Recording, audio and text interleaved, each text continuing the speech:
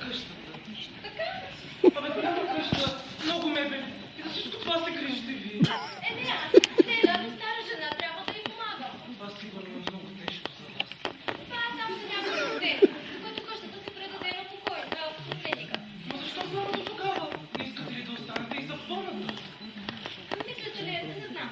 Леля трябва да реша, аз не знам. Аз да бях наследник, щях да искам вие да решите това. Какво да реша? Ами това да останете в тази къща. Вие сте така хубава и сладка. Мисля, че не Ма защо? Тук сте живяли безплатно. Уютно ви е било. Нима това не е по-добре за вас. По-добре, но... Ай, аз не мисля така бързо да се женя и вие може да си поостанете до тогава.